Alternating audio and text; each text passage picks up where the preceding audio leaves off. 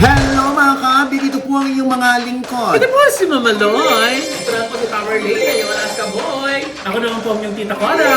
At ito naman po ang iyong lingkod, Papa Osin OGB. So, ano pa nga ba ang lagi niyong inihirit sa amin, ha?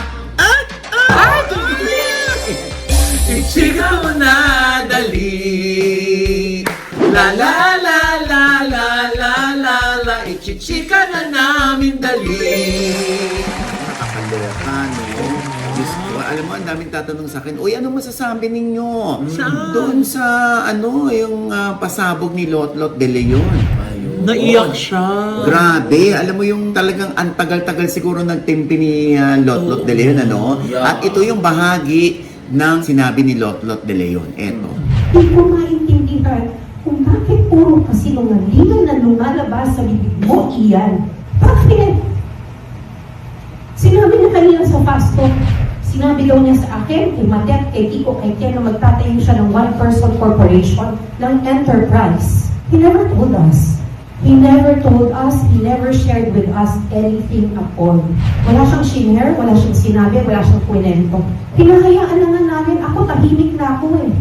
But I will not allow anyone to put Matet down, to put Kiko down, to put Ken down, and to say all these lies. Because it's not true.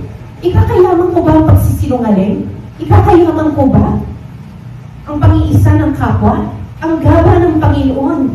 Diyos ko, matapang tayo sa totoo lang. Pero hindi na ako papayag. Enough! Enough with the lies. Enough with all of that. Tahimik ako, tahimik na si Matet, tahimik si Kiko, tahimik si Ken. Wala na kaming sinasabi. And then you go out on a TV show, and then you tell everyone na sinabi mo sa amin, which is not true. Pinadaan ko na nga sa abogado ko eh. Para nga hindi na ako magsalita noon pa man. So this is just to clarify. Whatever you're hearing, whatever you know, it's not true. Now this is coming from me.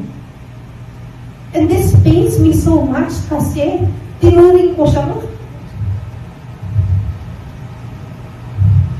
Nalagaan ko siya bilang kapatid. Dinilin sa akin ng nanay ko. Ilang taon bang wala si Mami na nasa Amerika siya? Sa akin nag-iwan si Matet, si Kiko, si Ken. Kahit si Ian, ilang taon sa akin pumirayan. Nung asawa ko pa si Monching, ginawa pa namin siya ng sariling kwarto sa bahay namin. Why? I don't understand. Why? Again, sa kanya na lahat. Wala kang hinihingi. Wala kaming hinihingi. Wala akong inaagaw. Walang inaagaw si Matet. He can have it all. Kasi para sa akin, sapat na natatawag kong Mami si Nora Honor. Sapat na napalaki ako ng isang superstar. Sapat na nabigyan ako ng pangalan ni Mami. He can have it all. Galit ako. Galit na galit ako. Ang buhay ko, sinakripisyo ko para sa mga kapatid ko. Tapos sisirain mo lang. Oh, diba? Nakakaloka, talagang galit ako. Galit na galit ako. Ay, ganyan yung boses niya? Oo. Ha? Bakla ba si Miss Lotlo? Akala ko kaya naiyak si Miss Lot kasi wala yung friends. Kaya mag-isa. Ay, nako. Alam mo, no, usapin ito ng magkakapatid, ng pamilya, no? Yeah. Na-trigger lang naman si Lotlot sa panayam ni Kuya Boy Abunda sa pasok dito kay Ian De Leon bilang Father's Day. Ay! Father's Day ngayon! Happy Father's Day! Biro mo, ang swerte-swerte mo. Ha? Ang swerte-swerte mo. Kung hindi ko papanggitin ako replayed. Biro mo, binabati ka namin ng Mother's Day tsaka ng Father's Day. Yes. Happy Father's Day! Yes, Diyos ko. Happy Father's Day, Ma! O, O, di Tsaka ba? importante, hindi nagtatampo si Papa O kapag hindi kinakamusta. Yeah. Ay, ano, hindi naman ako si Yakita. Ha? Happy Father's Day po sa lahat ng mga Yes. tatay. Sa lahat ng mga dakilang ama, Happy Yes. Father's Day. Sa mga tumatalikod sa responsibilidad sa kanilang mga anak, hindi kayo karapat dapat batiin ng Father's Day. Dahil ang Yes. Father's Day ay para sa mga dakilang ama. When you say dakila, yung mga nagtatrabaho para sa mga anak, yung hinaharap ang responsibilidad bilang ama, Nagpo-provide for the family, that prays together, stays together. Hindi yung talagang nagpupunla lang ng binhi. Yeah. Tapos tatalikuran. Yeah. Oo, naku, Diyos ko, hit na hit ko yung ganyan. Dahil nga Father's Day, Oo. ayan, naku, tama-tama, no, swak na swak. Ha, yung ating mga kababayan dyan sa ibang bansa, lalo na sa US, sa Canada, Yeah, sa Eurozone, Yeah. ito na ang napakagandang balita, no? Ay, ano yan? Ang dami nagtatanong sa akin kasi, Na? kung paano raw mag-send sa TapTap, paano raw ang TapTap? Ang TapTap Send app po ay i-download nyo lamang. Yes. Kung ito ay available sa inyong bansa, ayan. Ibig sabihin, makakapagpadala kayo rito sa Pilipinas. Oh! Pwede na po kayo magpadala ng gift sa mga daddy nyo, sa mga tatay, Yes, di ba? tama. Lalo Oo. na at yung mga first-time user nito ay makakatanggap ng $20. Additional sa kanilang unang ipadadala. Wow! Oo. God! Oo, sinabi mo, oo. Di ba? Sa US, sa Canada, saan pa ba? Sa Eurozone, kunwari sa Hungary, 3,500 HUF yan. Sa Poland, 50 PLN. Sa Sweden, 100 SEK. Sa Romania, 50 RON. Sa Czech Republic, 250 ZEK. Sa Norway, 100 NOK. At sa Denmark, 70 DKK. Para lang sa mga first-time users ito. Yeah. Basta wag lang kakalimutan ang ating code OGIEPH or OGPH para sa mga first-time users. Pero yung mga gumamit na nito, ayan, ini-enjoy nila yan. Katulad ni yes. Tamerlane, may international number yan. Yes. Oo. Confirm yan, Ma. Kaya every time. nakakapag-transact ka dyan. Yes. Saka kapag padala siya sa kanyang GCash, Yes. sa kanyang At- Maya, Yes. sa bank account details Yes. dito sa Diba? Pilipinas, Local banks, sa Money yeah. Remittance Center. O alam mo yan, Tamerlane, Oh, yes, diba? confirm yan, Mas Ma. mataas ng Yes. piso kumpara sa iba, Yes, Ma. itong TapTap Send. Oh. Yes. Yung iba ay 60. Dito naman 61. Kunwari, Oh. di ba?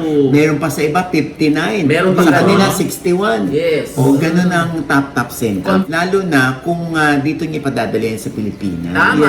Bonggang-bongga yan, ha? Oo. Naku, pasayahin niyo po si Ama, Itay, Yes. Tatay, Daddy, Yes. Papa Oo. ngayong Father's Day. Correct. Tama. At itong mga dadaan pang mga panahon para sa Correct. pamilya nyo at mga kailangan nyo padalhan, TapTap Send na po ang Correct. gamitin. Dahil Father's Day presentation, Yes. kumpletong-kumpleto kami, ginrab ko na yung opportunity na makasama yung buong pamilya ko. Yes. At napunta kami dyan. Hinahanap ka na naman ni Jade Erico ng The Pearl Room. Yes. Oo, sa BGC na meron din sa Pobla. Pobla. Oh. Oo, ayan yung meron silang Anli Steak at Anli Oyster. Ang sarap! Ang sarap, diba? Ayan, kumpleto kami dyan. Oh. Yes! Pak, diba?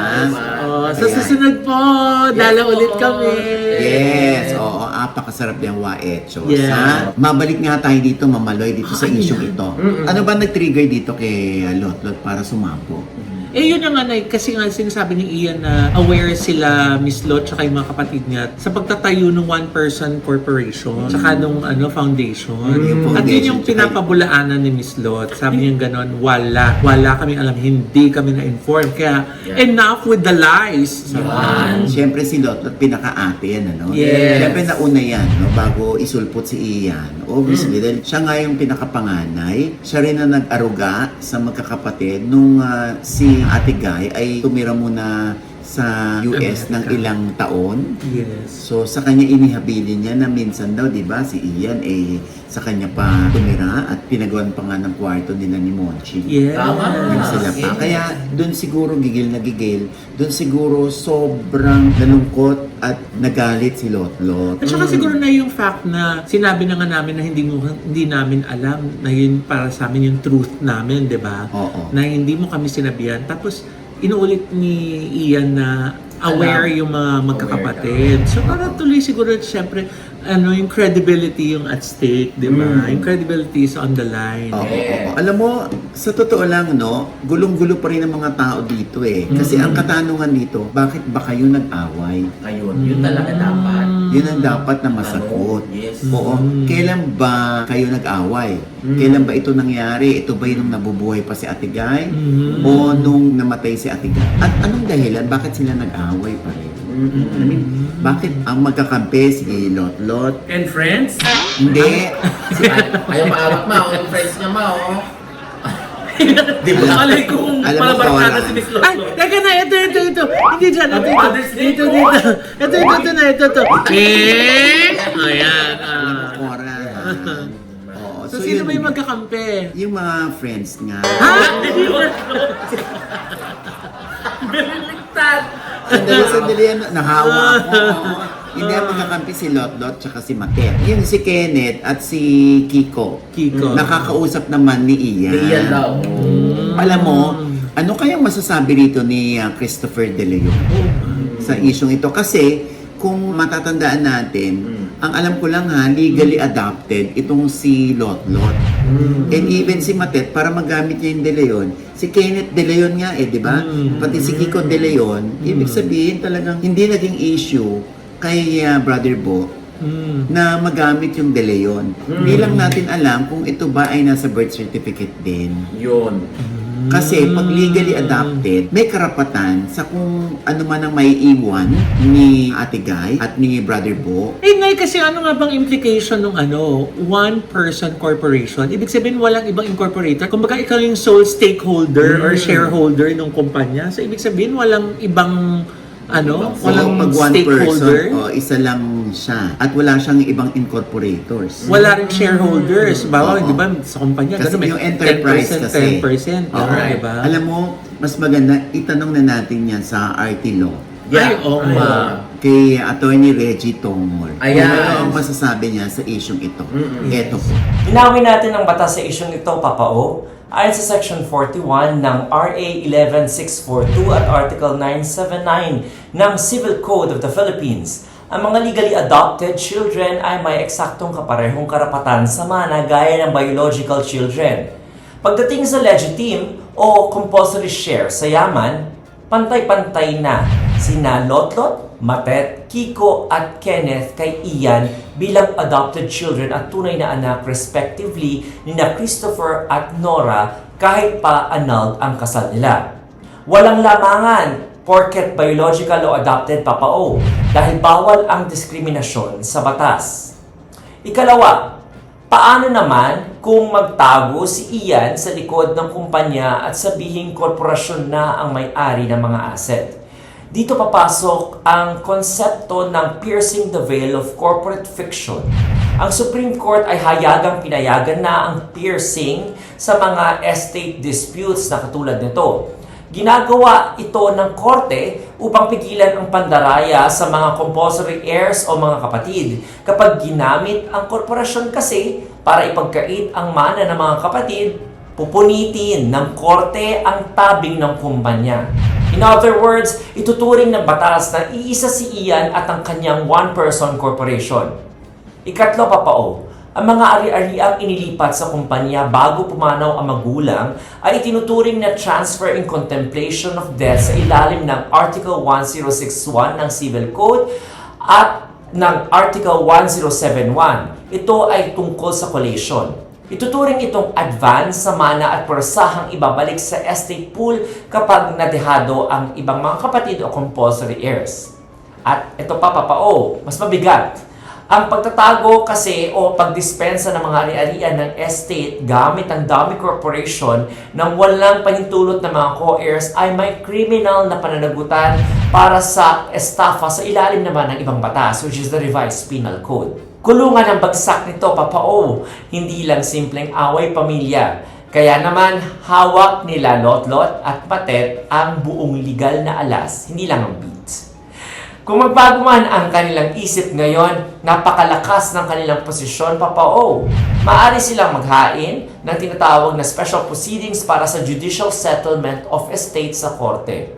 Sa paraang ito, mapipilitan ang kabilang panig na si Ian De Leon na ilabas ang buong inventaryo ng yaman na ilipat sa korporasyon, mapabawi ang mga ari-arian sa korporasyon at makukuha ng bawat anak ang kanilang hustisya at karapat-dapat na bahagi. Ang batas kasi, Papao, ay malinaw at handang pumotekta. Kaya yan ang ating legal breakdown sa isyong ito. Ayan. Ha? Naalala ko bigla si Nicole. Yana? Gaga. Nicole Yala. Hindi yun si ano. Bakit hindi mo naalala si Christopher? De Leon? Ha? Hala. Ang gulo-gulo ng casting. Yan yung anyway, ito na nga tayo, no? Oo. Kasi si Nicole, legally adopted yan ni Tito Dolphy Yes. at ni Shasha Padilla. Pero may anak si Miss Shasha tsaka si Tito Dolphy, si Zia. So legally speaking, yung 50% ng lahat ng pag-aari na naiwan ni Tito Dolphy ay mapupunta doon sa legally adopted niya, who happens to be Nicole. Meron sinabi niya si Eric Quezon. Nung nakapanayan ko siya sa Inspires. Yes. Eto. This is what happened to us and with regards to my sister Nicole. Because Nicole was legally adopted. Tapos lahat kaming magkakapatid, illegal. Kasi wala naman pinakasalan ng daddy ko eh. Kaya lang si Nicole was legally adopted by my dad. And Shasha. Ang maganda lang dyan, before my dad died, naayos namin siya. And which is a very touching moment kasi kinausap namin yung daddy ko, yung lawyer, tapos sabi ng daddy ko, oh, Eric, kausapin mo si Nicole. Kasi nung time na yun, ako yung pinapakausap na niya eh. Pakita mo itong paper sa kanya, explain mo sa kanya na ang wishes ko, sana pantay-pantay. So, pinunta ko si Nicole. Sabi ko, this is a paper saying that you legally will get 50%. And then, another certain percentage with the other 50%. Ganun yan eh. Oo, yung parang 50% kanya, Kanya. the 50, the rest of the Then kids. the 50, the rest of the kids, kasama siya. So may share pa rin siya doon. Oh, Kasi usually, pag may legal wife, yung legal wife gets the 50%. Tapos, the kids will share the other 50% kasama rin yung mommy sa pag-share ng 50%. okay. Ganun siya. Not unless merong last will and testament. So, nangyari doon, pinuntahan ko si Nicole, sabi ko, Nicole, this is what daddy wants. Sinasabi dito sa paper na to na pagka pinirmahan mo to, hindi ka maghahabol when daddy dies. You know what my sister said? That's why I was so touched and I'm really blessed to have a sister like her. Kasi mga kapatid ko naman mababait. Sabi niya talaga sa, Kuya, I'm so blessed to be part of this family. Of course, I'm gonna sign it. So, pinirmahan niya. So, parang na-touch ako talaga ng sobra sa gesture ni Nicole. Pero may hangganan naman yun eh. Kasi she can always contest that. Pwede niyang i-backtrack yun. But she did not. malaking bagay sa kanya na Naging ang tatay bahagi. niya si Dolphy. Yes. So, yun ang sinabi niya. Exact words ni Nicole. I'm so blessed to be part of this family. Of course, Kuya, I am going to sign. Touch na touch ako. Teary-eyed pa nga ako. Oh, malinaw yon na kinausap nila si Nicole. Para baka pwedeng kumbaga pantay-pantay ang Yes, equal share. Hindi naging issue kay Nicole. Kasi nga kay Nicole, yun lang makilala ko bilang tatay ko, si Daddy Dolphy. Malaking bagay na yun at pamana na sa akin yun ni Dolphy. Kaya equal share sila lahat. Kaya natuwa yung magkakapatid na Kiso. Ganon. Alam mo dito naman kay Ian at kay Lot-Lot at sa mga adopted ni Ate Guy, sana magkausap-usap sila. Sana magkaayos. Yeah. At the end of the day, kahit sumakabilang buhay na si Ate Guy, hindi pa rin masaya siya na nag-aaway-aaway yung mga anak niya. Yes. Oo. At diba yun din man sabi ni Lotlot dun sa interview na kung sa kanya, okay na siya kasi pinalaki siya ng superstar. Inalagaan siya ni Nora Ono. Oo, natawag niyang mami ang isang Mami. Kaya Nora Ono. okay na sa kanya yun. Pero yung mga statement kasi ni Ian, yung hindi niya lang matanggap na parang puro lies. Puro lahat sila yung bad. Siya lang yung tama. Siguro ang isa dyan sa pwedeng makapagpapacify at maging peacemaker nilang lahat ay si Brother Bo. Ayun. Sana nga na mamagitan si Kuya Boy. Yeah.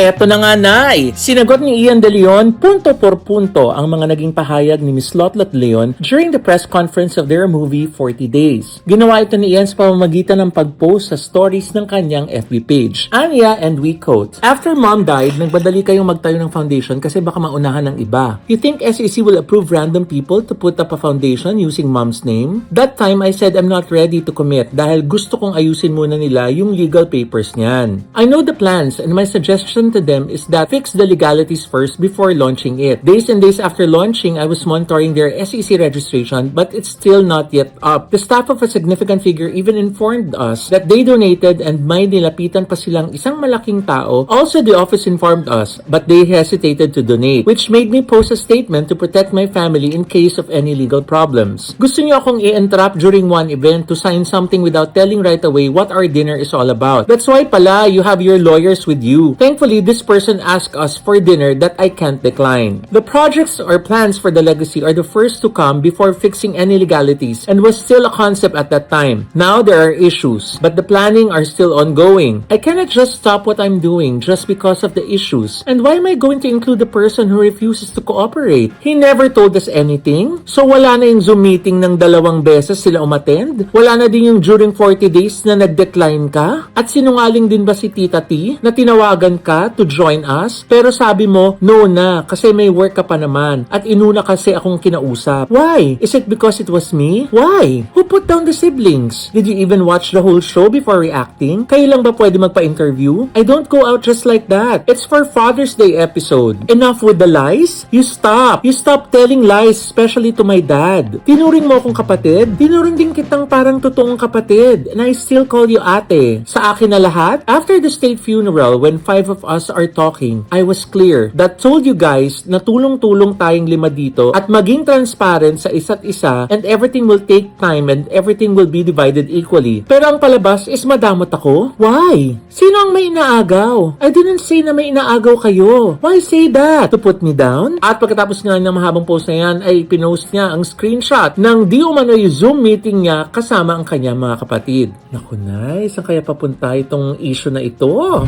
Samantala, binibigyan naman ng mali siya o ng meaning yung song na pinatutugtog ni Matet De Leon sa kanyang Sokmed, itong banal na aso, santong kabayo.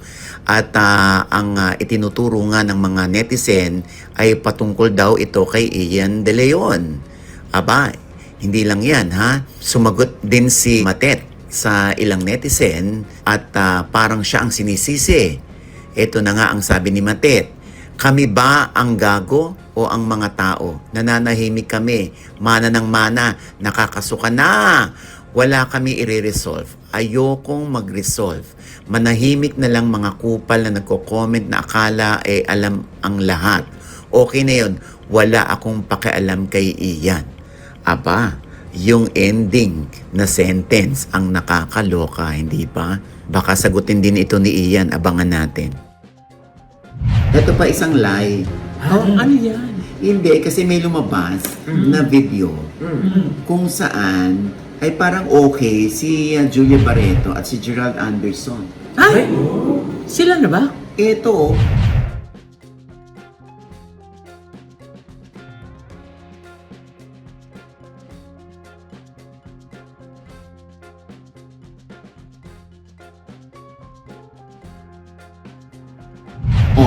Ay! ano masasabi mo doon? Parang sila. Yun Sweet. nga, Oo. kaya lang nga, ito ay agad na kinontra ng ilang netizen. At ang sabi nila, ito daw ay, Ay! Pahina. Dario? okay nangingialam ha? Ano yung sabi? Ito nga no, gagamitan ko yan ng Ideal Vision ni ito. Doc Jessica D. Ha? Yan. Okay, ito sinasabi. Dahil lumabas nga yung video na yan, sa comment section naman, sinasabi dito, ang tagal-tagal na nun! Teka lang, akala ko ba, Gerald Anderson, ba't Enrique yung acting? Ay, Ate. sorry. Maling... Ang tagal na niyan. Ay. Sa Jensen pa yan. Nung dinala ni Gerald si Julia sa Jensen. Over kayo sa fake news. Sinasabi pa rito mga cloud chaser talagang mga ganitong galawan eh. Bakit hindi muna i-confirm 2024 pa yan. Mema lang tong chismosang bebang. Ay. Sabing ganun. Diyos ko. Fact check! Kailan ba nangyari ito? June 19 daw ito nangyari. Kaya merong mga resibo, no? Ang sabi rito, may gig o trabaho po kagabi si MJ Cayabyab. Dahil si MJ Cayabyab andun din kasi friend ni Julia yan. Oo, na best friend ni Julia actually. Ito naman ang sinabi nung isa, may shooting po si Julia. Ayan, oh. Tama nga. Oh, may shooting na si Julia. So, sabi pa rito, matagal na yan. Oh, ayan. So, matagal na po yung video na yan. Siguro, umahamig lang na engagement yan. Ayun na. Kaya siguro ipinalabas yan, no? Or baka naman mamaya nakuha din niya somewhere, tapos naniniwala siya agad na ano. Kaya nga di ba yun yung nasasabi, think before we click. Correct. Verify. Correct. Eh, Papa, ito hindi to lie. Oh. Hindi rin ito fake news. Ano yan? Ano yan? Eh, napapabalita at nakikita ng mga netizen Oh. na itong dating magkarelasyon po, Oh. na itong si Katrina Halili at saka si Chris Lawrence, eh nagkakaigihan na nga. Talaga? Ulit? Ano pa totoo dyan? Eh, may mga nagkalat po mga videos Oh. na talagang sweet na sweet ang dalawa Oh. sa isa't isa. Eto pa, Papa O, may mga kuha pa sa loob ng sasakyan Oh. na hinahalik-halikan ni Chris Lawrence yung kamay ni Katrina Halili. Anong issue doon? Kung hinalikan yung kamay, magiging issue lang yan kung paan ni Katrina hinalikan ni Chris. O alam mo. Oo, di ba? Kamay naman nila. Oo nga. Oo, alam mo, sa totoo lang, no, ang tanong nga ng marami, split na raw ba si Chris Lawrence doon sa kanyang GF? Ay, may girlfriend ba siya? Oo, di ba? Ito na nga ma, may isang netizen nagsabi. Na ano? Same thoughts. Pero chinek ko kasi yung TikTok, nandun pa rin kay Ateng GF yung vids nila ni KL. Hindi pa rin binubura dun sa TikTok account ng girlfriend. Bakit isa bang sign na para masabing split na, kailangan burahin lahat o i-delete o i-archive ang mga videos, ang photos together? Eh di ba nga ganyan na ngayon ma, yung ano, yung... Depende yun. Kung Tsaka naman yung- maganda naman yung paghiwalay nyo, minsan walang erase ang nagaganap. Oo, alam mo sa totoo lang, no, isang taong pinakamasaya kung magkakabalikan at kung sila Katrina at si Chris Lawrence nga ay yung kanilang anak. Eh, ba't sabi ng anak na, don't kiss mama? Eh baka naman nagpapakipot muna si Katrina. Yun ang basa ni Katie. Diba? Pero alam mo sa totoo lang, hindi natin mababasa agad-agad yung pakiramdam, yung emosyon ni Katie. Kailangan kasi gawin niya physically na natutuwa siya. Yun. Pero alam mo, sobrang tuwan-tuwa siguro yung bata na yan, ano? At saka na yung sweetness nila, iba ha. I mean, kung civil lang kayo sa isa't isa, wala namang holding hands at halik sa kamay. At saka yung kilitian, di Oo, ba? at saka may jowa si Chris talaga. Oo. Ba't niya gagawin yun? At saka Porque- ba't din hahayaan ni Katrinang mangyari yun kung alam niyang merong masasaktan, Oo, di ba? Eh hindi na nga ma, may nagsabi na nga netizen na kahit daw may GF si Chris Lawrence, okay lang daw kay Katrina na ganon. Pero alam mo, sinabi ni Chris Lawrence sa isang panayam na yung second chance daw ay hindi niya nasasayangin. Yes. Oo, hindi niya papalagpasin. Oo, alam mo, Diyos ko, sino bang hindi matutuwa? Tayo mismo dahil meron silang link Yes. sa isa't isa. At ito ay si Katie. Yung IG account naman ni Chris Lawrence, kumusta? Andun ba? Ay, puro si Katrina Halili na yung nandun. Oo, Kasi baka nga, nga. tinanong natin kay Google kung single ba si Chris Lawrence. Sabi niya, single daw. So, kaya siguro naman, syempre, I'm sure naman, di ba? Kung papapasok siya ulit in a relationship with Katrina Halili, syempre, kailangan clean slate, di ba? Anyway, magandang balita yan para kay Katie. Yes. At Diyos ko, parang tinan nyo ng mata ng isa't isa, di ba? Parang happy sila pag magkasama sila. Di ba? Alam mo, hindi mo pwedeng pikiin yan kahit nag-vlog lang kayo. Oo. Yes. No? Oh. Saka yung mga harutan nila. Oo. Sobrang organic. Ito nga, nakakaloka. Hindi alam ng sambayan ng Pilipino kung split na nga ba itong si John Lloyd Cruz at si Isabel Santos. Ay, oo nga. Di ba Oo. kasi nag-post ng cryptic itong si Isabel, tapos biglang nag-deactivate ba or nawala yung kanyang Instagram account? Ano sabi ba niya? Ay, ito na yung nasusulat. Basa. I give up. Birthdays are just a day in a year you forced to feel something. Oh. I've never had a good birthday for over 6 years Oh. and I don't know why I keep trying. Aha. Ay, gano'n na ba sila katagal ni John Lloyd? Matagal na sila ni John Lloyd. Tapos meron siyang pinusay na picture, nakasulat doon, men don't protect you anymore. Oh. Alam mo, saka lang naman tayo maniniwala na wala na sila kung aamin sila or si Isabel. Minsan hindi nagsasalita nararamdaman mo na lang dahil wala na yung mga pictures sa IG, nag-unfollow na. Eh, ito nga, nawala yung IG. Oh, emergency, baka in-archive lang. Gusto lang magpahinga. Minsan may mga ganun, gusto mo mag-take a break sa social media. di ba? Eh, Papa O, Oh. tanong dyan. Oh. Eh, kapag magkakasama naman sila nitong huli nila Ellen Adarna, okay naman sila. Oh. Di ba? Nasasabihan pa nga siya na best stepmom siya ng anak nila ni Lloydie. Eh, anong problema nila ngayon? Eh baka okay sila nun. Eh, hindi kaya mo nagsiselo si Isabel pag nandun si Ellen? Baka! Baka nga! Umuro yung alam sa ako. Hindi ba nanay? Umangat yung bayag ko. Wala ko sa magkulat today. Takot. Yung gulat. Kasi may point. Pwede ha, may point siya. Namula ako. Totoo, nagulat ako to.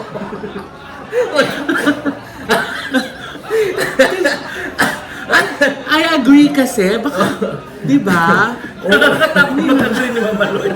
Hindi natin alam, kayo naman, baka nangiintriga lang naman kayo. Grabe Oo nga, kayo. I agree na nang-intriga siya. Nag 1+1 lang kayo. Oo nga. Pero di ba, maayos si Ellen at si Isabel. Oo. Dahil may mga ano pa si Ellen. Knowing Ellen, hindi mo maitatago yan ang totoong emosyon niyan. Pag masaya, pag malungkot, pag galit. Talaga naka-ano siya, naka-IG story. Tama. Yes. Okay, feeling ko okay naman sila. Ito talaga si Tamerlane, no? Kasi nga, contradicting kasi kasi di ba nung last time nagburakay sila, tapos kumanta si John Lloyd kay Isabel, sabi pa nga ni Ellen doon, ang tamis! Yes. Oo nga, So, diba? nasaan yung tamis ngayon? Anyway, hintayin na lang natin kung alin dyan ang totoo. Baka naman nagpahinga lang at sila pa rin. Yes. Minsan may mga ganong magkakarelasyon eh. Hindi pinapublic kasi normal lang naman na nag-aaway, nagdidiskusyon, Yes. ganyan, nagkakatampuhan. O, minsan nararamdaman na lang nila yan pag pinopost. O, kaya makiramdam tayo sa mga posting nila. At saka minsan, di ba, Nay, pag birthday mo, yung birthday week mo, minsan may birthday blues. Yes. Yung gusto mo lang talaga muna, ikaw muna sa sarili Yes, mo. lalo na Oo. birthday ni John Lloyd Cruz. Ay. June 24, araw ng Maynila. Oh, happy birthday, Lloydie! Advance! Oh, yan. Happy birthday kumparing Lloydie. Ayan. Oo, at balita ko sa October na yata yung kanilang sitcom ni Ay! Ellen Adarna. Oh, Yes, taray! sa GMA7.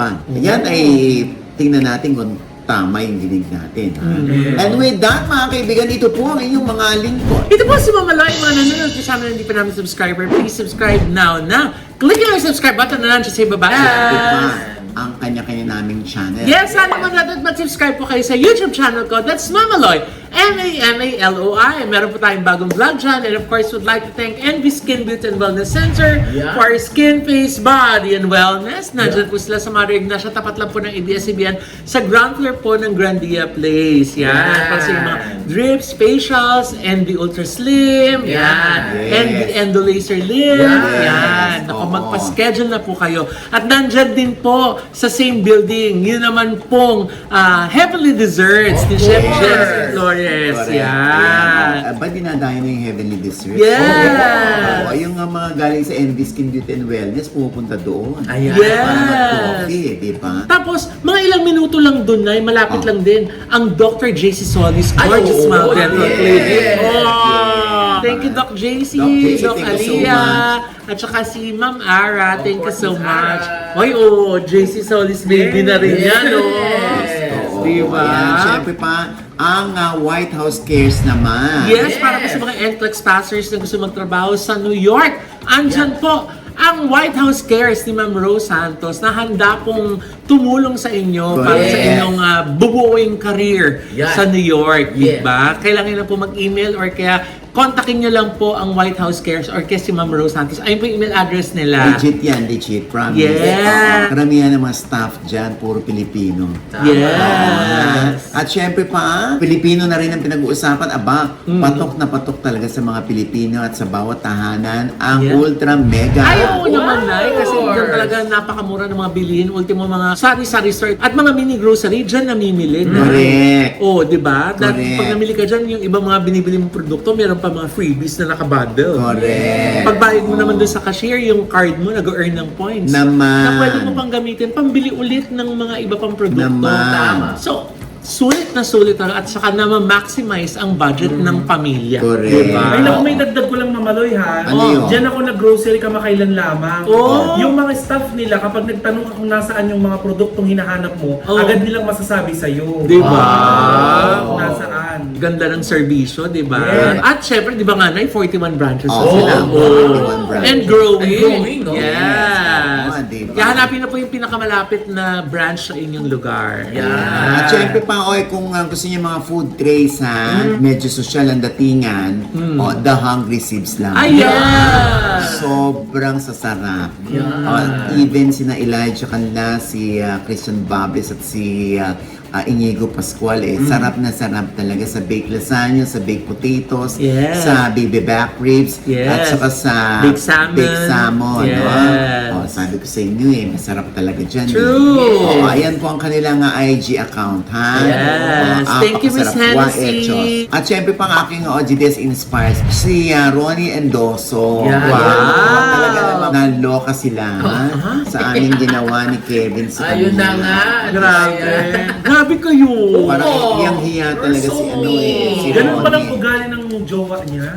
Ha? Wow. Ah. Diba? Sa OGDS Inspires po yan na nasa TV5 na rin po tuwing Sunday 3:15 p.m. Yeah. At syempre Tamerlane. Yes po, Tommy Mopia po, mga Alaska babies. Tommy Mopia sa Instagram, Tommy Mopia sa TikTok account, at Tommy Mopia din sa Facebook account. Yeah. At salamat po dyan kay Deng po sa aking hair. Ayan. Yeah. Ayan. At dyan lang po sila mga ka-update sa Scout Limbaga lang po. Malapit lang po dito sa Quezon City. Yan. Ay, binabati rin natin na sa US, bukod Yes. kay Oliver Carnina na namimiss na natin. Oo, yes, we miss Si you, Stan Tito. Lee, yung ating photographer dyan. Yes. Na sobrang favorite actor niya si Elijah kanina. Oh. Yeah. Ayan, Stan Lee, hi! At syempre pa, Cora. Ayan, Tita Cora po sa Facebook, Tita Cora po sa TikTok, ang Tita Cora po sa IG, at Takore po sa YouTube. Pasalamatan ko lang din po ang Cheetos Homemade. At Yes. totoo, Ah. meron po magpapadala sa atin ng perfume, ang Dubai Scentify. Ay, Wow. thank you so much to my Sentify Thank you, at sa Dubai. Cheetos, ha. Wow. Yes, maraming salamat. Thank At you. syempre pa, ito pa rin po inyong lingkod, Papa Osin Oji Diaz, na lagi nagsasabi at nagpapaalala sa inyo na sa tuwing gigising po tayo tuwing umaga, huwag na huwag rin makakalimot na magpasalamat sa Panginoon. Dahil tayo kanyang ginising, ibig sabihin may mission pa rin po tayo sa buhay. Sabay sabing, Every gising is a blessing. At ano pa nga ba ang lagi nyo inihirit sa amin? Ichika mo na dali. La la la la la la la la. Ichika mo na dali. Isa pa. La la la la la la la la. Ichika mo na dali. Pero nawala talaga si Tamer. Ha? Dali ba? Oo, nagulat ko mo.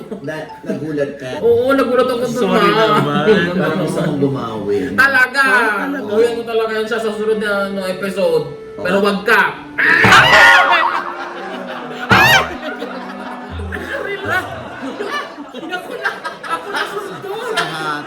Sa hita ko na. Nakakaldo.